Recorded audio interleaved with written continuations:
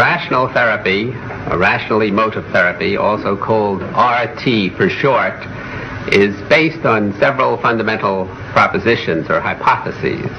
And the first of these is that the past is not crucial in a person's life.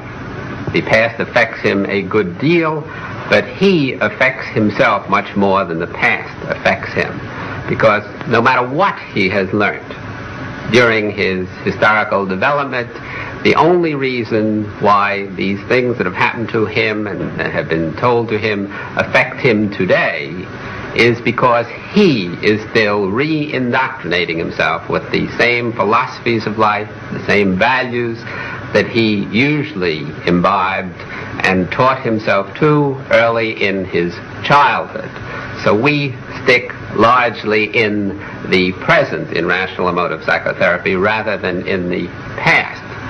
And we believe that today the individual experiences negative emotions, self-defeating behavior, inefficiencies, because he now is indoctrinating himself with what we call simple exclamatory sentences, which involve ideas. Human beings can tell themselves ideas in all kinds of languages, in pictures, in sign languages, in nonverbal expression, in math, for example, but they normally speak to themselves in simple English, if English is their native tongue. And when they talk to themselves in an irrational or an illogical way, then they literally create their negative feelings or emotions and the behavior that follows therefrom. Now, just to give an example, the individual usually tells himself when he's upset, first a sane sentence and then an insane sentence. The sane sentence is something along the order of, I don't like the thing that I've done. I dislike my own behavior.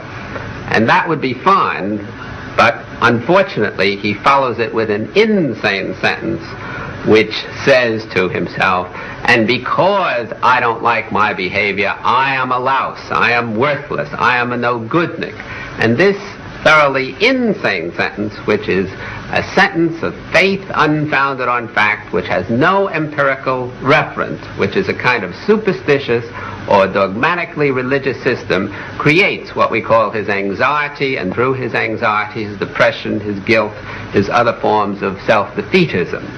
Or again, the individual tells himself the same sentence, I don't like your behavior, when, let us say, somebody has acted badly with him, and instead of following that up with that because I don't like your behavior, I can still stand it, and I'm going to try to get you to change your behavior, he says, I can't stand your behavior. Or in an absolutistic, godlike, grandiose manner, you shouldn't be the way you are because I think that I don't like the way you are.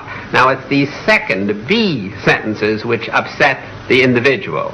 Or another way of putting it, as Epictetus, a Roman philosopher, said many years ago, it's not what happens to us at point A that upsets us, it's B, our view of what happens to us.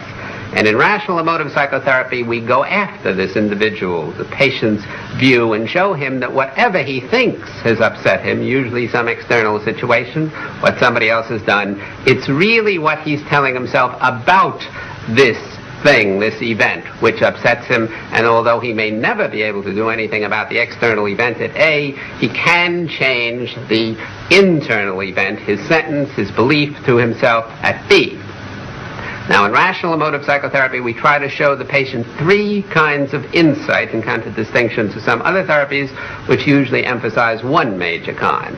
The first kind we try to show him is that all his behavior, especially his negative, self-defeating behavior, which we're interested in, which is upsetting him, has clear-cut ideological antecedents. He may have learnt these, as I said before, in the past, but right now, today, he must still believe these same ideologies, else he would not get the negative behavior that flows therefrom. And insight number two, which is most important and which is unfortunately neglected in many other systems of psychotherapy, is that he, being, as Ernst Cassirer once said, a symbolizing animal, is continually re-indoctrinating himself with these ideologies. And that's the issue. That's why he's now disturbed.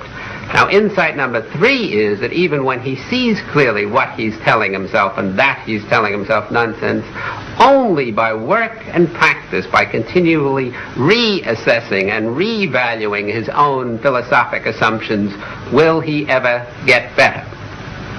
Now, we also stress the fact that action is necessary to change an individual. Just talking about things, thinking about things is nice, but not necessary. I should say it's not a necessary condition for psychotherapeutic change. What the individual has to do in addition usually is act, and we therefore give him concrete homework assignments and get him to act these out and check up and follow to see whether he does these homework assignments.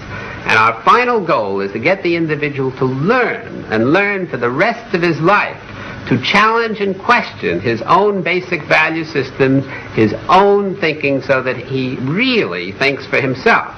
He must do this particularly when he feels miserable, he feels anxiety or depression or guilt or too much frustration or anything else that is negative, or when he behaves very inefficiently. And finally, he was able, through this kind of new thinking, rethinking his own assumptions, to apply what we call the scientific method to the facets of human living, and to be truly scientific in his behavior, to question and challenge his own assumptions as we do in science, and thereby to minimize, though never entirely to eliminate, the terrible anxiety and the atrocious hostility which unfortunately affects most of us in this existence.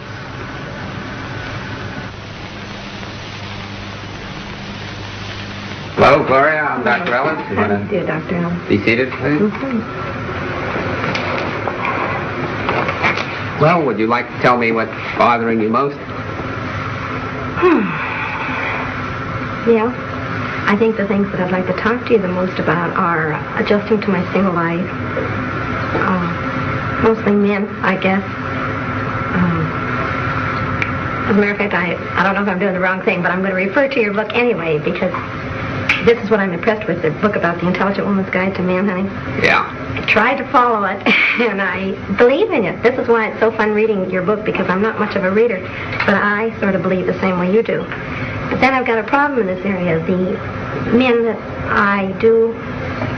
I'm attracted to, or the type of man I'd like to become closely involved with, I can't seem to meet, or I get too shy with, or something that it just doesn't click. The men I seem to be dating nowadays are the ones that I don't respect much, the ones I don't enjoy much, that seem blip and uninteresting. Well, and I don't know if it's something about me or what, because I really do want to meet this kind of man. Well, let's talk a little about your shyness. Let's suppose you meet somebody whom you consider eligible, that you might like. Now, let's see if we can get at the source of your shyness, just what you're telling yourself to create this. You meet this man and you feel shy, embarrassed. Yes, but I don't usually show that. I usually act flip right back. Yeah. I act like the other men act to me, as a matter of fact. I act flip. I don't seem near as intelligent. I act like a typical dumb blonde. I'm just not myself with him. I'm more on at ease. Yes. Well, as you probably know from manhunting, I believe that people only get emotions such as negative emotions of shyness, embarrassment, shame, because they tell themselves something in simple exclamatory sentences. Now let's try to find out what you're telling yourself. You're meeting this individual. Now what do you think you're saying to yourself before you get